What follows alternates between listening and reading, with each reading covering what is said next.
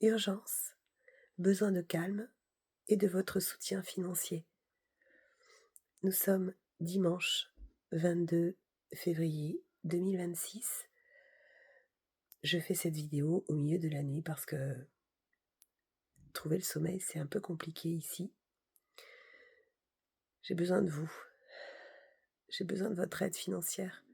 Je suis absolument confiante sur le chemin que les anges veulent me faire prendre, même si je ne le connais pas. Je sais que dorénavant, je vais être itinérante et je sais aussi que j'aurai un camping-car qui me permettra de me déplacer et de me reposer partout. Alors dans ce pays dans lequel je suis, mais pas pour très longtemps parce que je vais le plus tôt possible rentrer en France, puisque c'est en France que mon avenir m'attend, mais mes enfants, bien sûr. En attendant, j'ai vraiment besoin de votre aide parce que je suis criblée de dettes. Donc j'ai fait déjà une première cagnotte Litchi dans laquelle j'explique tout et notamment j'explique que le montant de cette cagnotte a été calculé par rapport au contrôle coercitif que je subis de mon ex-mari et de mon géniteur, KR, je l'appelle KR, K pour le serpent de l'île de la jungle et R pour Robert, donc Robert Alric, et mon ex-mari donc Arnaud Bonjour, et son père qui s'appelle Jean-Pierre Bonjour, qui est psychiatre, psychanalyste lacanien, expert auprès des tribunaux de Toulouse et Montauban. Et je vous rappelle que je suis l'enfant échappé entre les deux têtes du dragon. Mon père étant un très très haut dignitaire franc-maçon, maître vénérable de la Grande Loge de France, et mon ex-beau-père, son alter ego, psychanalyste. C'est bien la raison pour laquelle j'ai pu démanteler cette secte jusqu'au sommet de l'État, puisque Emmanuel Macron le déclare lui-même dans un discours au mois de mai, mais aussi le 23 novembre 2025, dans lequel il déclare qu'il est l'instrument de la franc-maçonnerie. Cette secte va tomber, je n'ai aucun doute là-dessus, et cela commencera par notre affaire. J'ai fait ce qu'il fallait avant de partir de France, donc il faut à peu près, je pense, 2 petits mois pour que les choses bougent et que nos agresseurs, ceux qui détiennent encore mes enfants en otage, soient incarcérés. Et les autres tomberont comme des dominos, jusqu'au sommet de l'État. En attendant, j'ai plus de véhicule. Ma voiture m'a lâché juste après avoir passé la frontière. C'était un vieux véhicule car pendant ma fuite, une de mes précédentes fuites, puisque ça fait maintenant plus de 6 mois, depuis décembre 2024, que j'ai dû partir de chez moi, fuir mon domicile parce que j'y étais en danger. Et donc, ça fait maintenant plus de 6 mois, je pense à peu près 7 mois, que je dois me cacher pour ma sécurité. C'est la première fois que je pars à l'étranger. Donc, au mois d'août, n'ayant pas de moyens, puisque mes agresseurs m'empêchent d'avoir des liquidités, et notamment toute l'année, à partir de 2024, j'ai eu de nombreux arrêts maladie.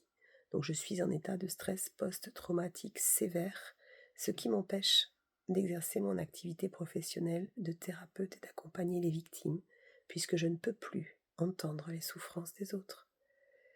Notamment, depuis que je suis sortie du déni par rapport à mon fils, fin novembre 2024, puisque j'ai assisté à une conférence en tant que professionnelle, toute une journée, un colloque en fait, sur les violences faites aux enfants, et en écoutant le juge Édouard Durand et le docteur Hélène Romano, Madame Emmanuelle Piette et Eugénie Isard et voilà, d'autres grands spécialistes du domaine, je suis sortie du déni et j'ai compris que mon fils était violé, séquestré, torturé par les agresseurs que j'ai cités avant. En particulier son père qui est un pédocriminel et un psychopathe. Et je l'ai prouvé dans mon rapport. Voilà, toujours est-il que j'ai pas de liquidité et ça a été très compliqué parce que pendant une année, je n'ai pas eu d'indemnité journalière. J'en ai un petit peu maintenant, donc mais évidemment, le banquier fait aussi partie de la secte. Ils ont changé le banquier initial que j'avais, qui était très professionnel et intègre. Il est en arrêt maladie depuis des mois, pauvre. Et ils ont mis à la place un serpent qui me persécute, qui m'a fait faire des emprunts sur la consommation, qui a tout fait pour que je sois fichée Banque de France, et qui est là, en réponse à mes recommandés, lui disant qu'il ne pouvait plus s'occuper de mes comptes, ni personnels, ni professionnels, puisqu'il était cité dans la plainte pour harcèlement collectif que je subis dans le cadre d'une secte pédocriminelle. Eh bien, il me fait fermer mes comptes. Mais mes comptes sont déjà à découvert puisqu'il me matraque de frais bancaires. J'en suis au moins à plus de 2000 euros.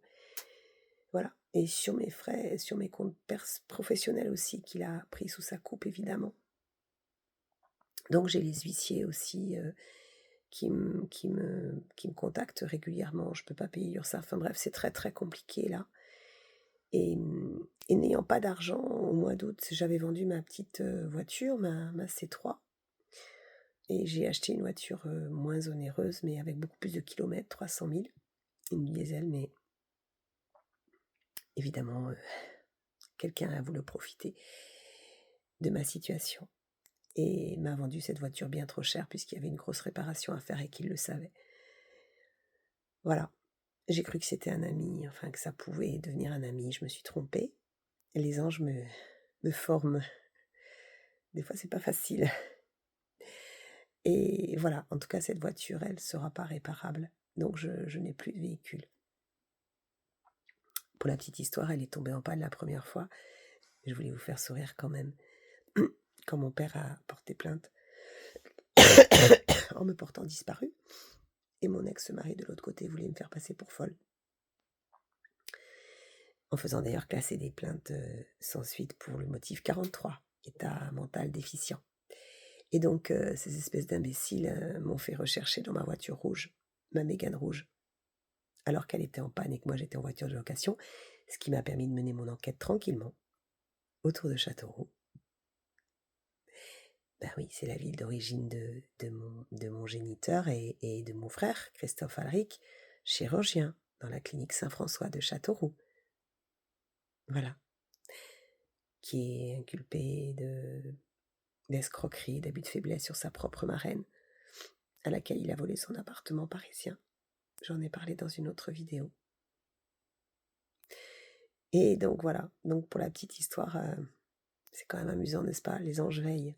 Donc, les imbéciles me cherchaient dans une voiture rouge. Vous imaginez bien que si les policiers m'avaient trouvé, oh là là, cette femme, elle vit ma fille vit dans sa voiture avec son chien, son chat, elle est complètement folle, elle parle de personnes qui la persécutent.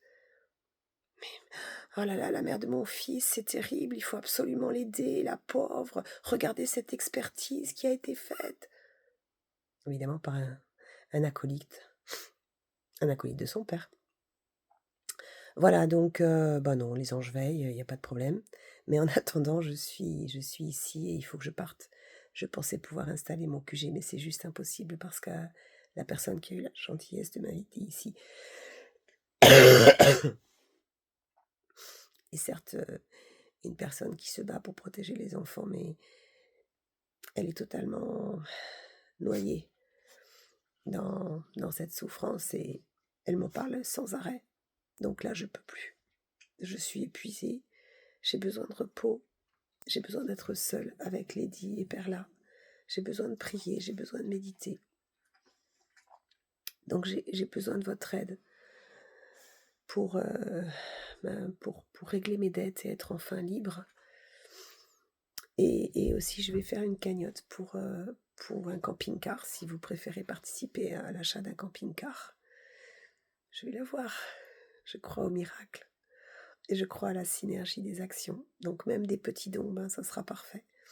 Quant à la cagnotte Litchi que j'ai faite déjà, vous avez bien compris, je l'espère, que tous vos dons reviendront à l'association de la Voix de Sophie, qui permettra d'aider des victimes lorsque je serai remboursée par le procès. Croyez-moi, je vais avoir beaucoup d'argent. Et la bonne nouvelle aussi, c'est que mes livres se vendent très bien et que j'en ai vendu 200 en 2 mois. Voilà, donc ça aussi, ça me permet d'avoir une rentrée d'argent. Donc bientôt, j'aurai plus de soucis financiers, mais quand même, là, j'en ai des très très gros parce que la première cagnotte, elle s'élève à 46 000 et je ne sais pas combien coûte un camping-car, mais ça coûte cher. Et par ailleurs, je ne peux pas mettre en vente ma maison puisqu'ils m'ont interné le jour même où j'ai fait publier l'annonce. Évidemment, le but du jeu, c'était de dire ma fille va être sous tutelle, donc de toute façon, vous ne pourrez pas vendre la maison. Ceci dit, c'est encore une chance puisque Dieu transforme tous leurs coups en lumière. Donc, Dieu soit loué, j'ai quand même une maison dans laquelle je peux vivre lorsque je peux aller à Toulouse et que je mettrai à disposition non seulement de l'association pour que ça fasse un QG toulousain, mais aussi à disposition des femmes qui peuvent avoir des difficultés comme j'en ai eu avec des enfants. Voilà, donc je sais que tout va bien se passer, mais en attendant, j'ai vraiment, vraiment besoin de vous, s'il vous plaît, aidez-moi. Parce que,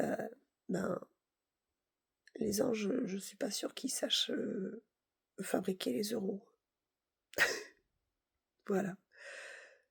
Bon, je reste confiante comme vous le voyez, mais s'il vous plaît, aidez-moi à sortir d'ici parce que là, je peux plus. Je suis en état de choc. Et vous voyez à ma voix que ça s'est pas du tout amélioré hier pour une première fois de ma vie, une des seules, ça m'arrive de temps en temps, mais très rarement. Moi, je me suis mise en colère, oui, parce que cette personne est venue jusque dans ma chambre me parler de fellation, de sodomie et compagnie et compagnie. Et là, j'en peux plus, voilà. Donc, il faut que ça s'arrête, il faut que je sois seule, j'en peux plus. Il faut que je puisse partir d'ici, s'il vous plaît, aidez-moi. Et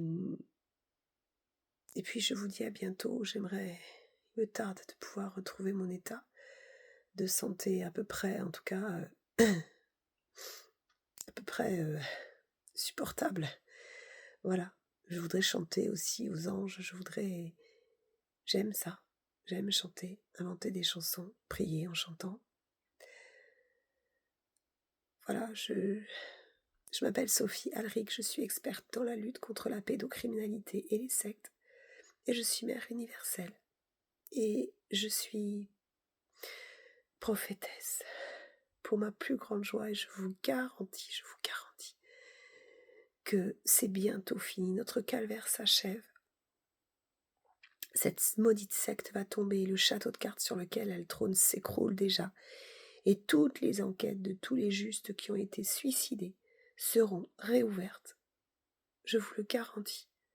Ceux qui sont suicidés, ceux qui sont morts de morts absolument étranges, inexpliquées, avec des jeunes enfants souvent,